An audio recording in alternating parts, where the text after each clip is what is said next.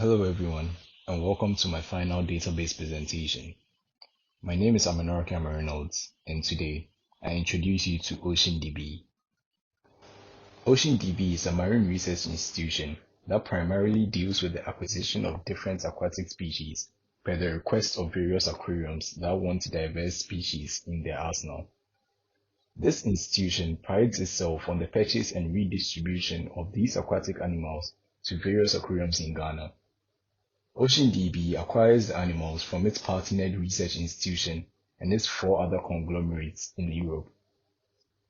The main purpose for this database is to highlight and track transactions and assets in the firm, as well as monitor and safekeep the aquatic species from going extinct.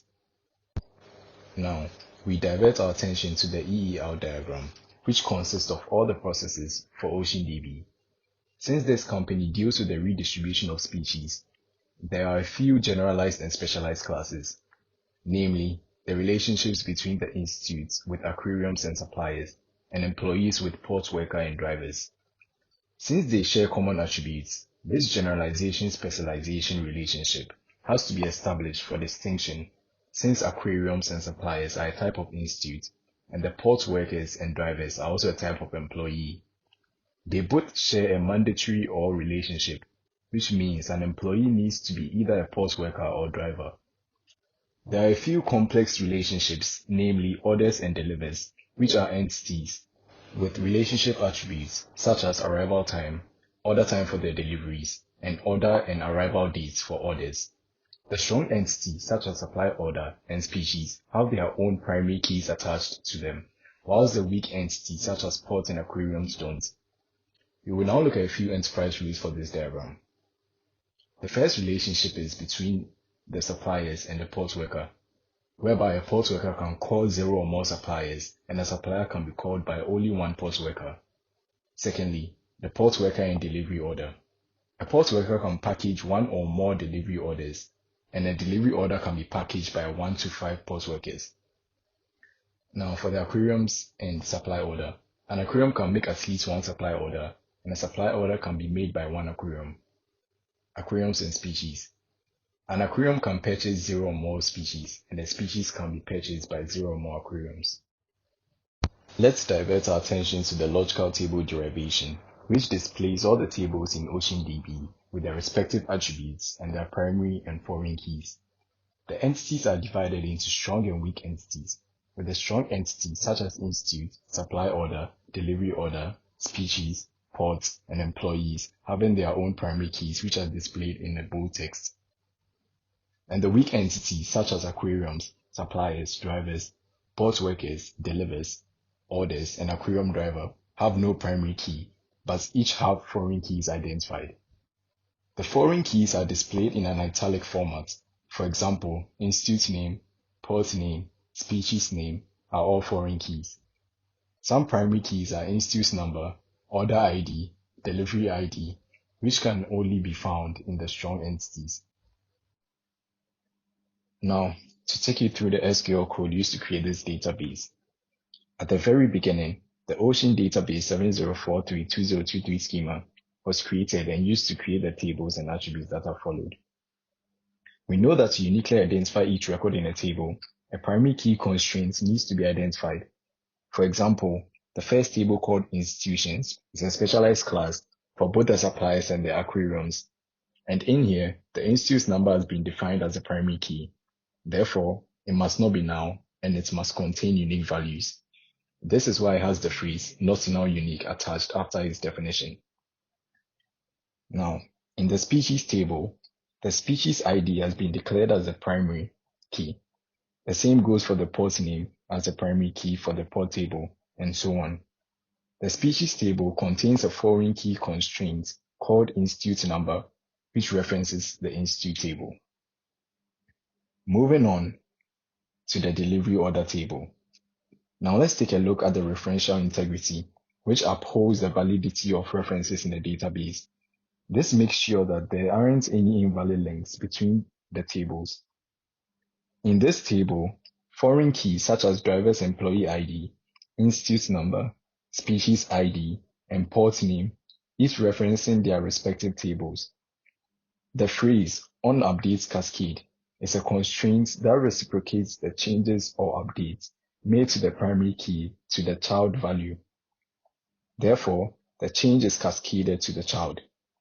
Other tables also make use of this constraint, such as the delivers, driver, aquarium tables, and etc. Now, moving on to the indexes. An index is an on-disk structure associated with a table or a view that speeds retrieval of rows from the table.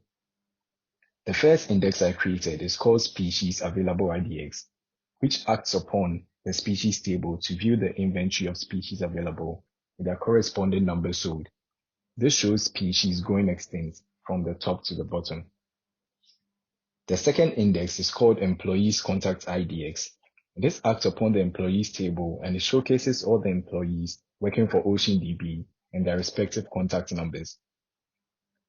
Thirdly, delivered species IDX is the third index, and this uses the delivery order table to show the respective suppliers and aquariums and the certain species they deliver or receive. Lastly, the driver's insurance IDX uses the driver's table to show the respective driver's IDs with their eligibility for insurance. Now, for the explanation of the 6 queries. The first query we'll be looking at makes use of the sorting facility. In this case, this selects all the rows from the species table, and it is ordered by the number of each species sold in descending order. In this way, the most sold species can be identified. Therefore, this answers the bullet point because the list returned is ordered. Now, for our second query. This second one needs to have a condition using in, not, now, or anything similar. Therefore, this selects all rows in the institute table and returns the ones that are located in East Legon and Accra. This returns Akramo Aquarium and Oceanographic Aquarium, which are the only ones in these respective locations. Now, for the third query, this makes use of the inner join of at least 2 tables. In this case, I use the employees and drivers table for this unification. The records selected are dependent on the matching values in both tables. This is done by using the employee ID attribute. The result is a list of all the drivers and their respective car numbers. Now, the fourth query needs to have a subquery. I executed this by selecting all the rows from the species table with the condition that their stock value should be greater than 90. Therefore, a subquery is created with these conditions. As you can guess, the results show only the species with stocks over 90.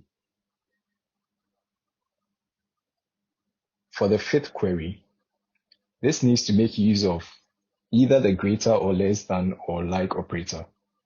I made use of the greater than operator to select a subquery from the delivers table, and as you can guess, the result returns the rows with delivery scores being greater than 30, which is showed here. Now, for the last query, this makes use of the count and or other similar mathematical expressions. I decided to use the count expression on the drivers table. This returns the number of drivers that have an insurance status of yes. This query returns the number 10. Therefore, 10 drivers have insurance. Thank you.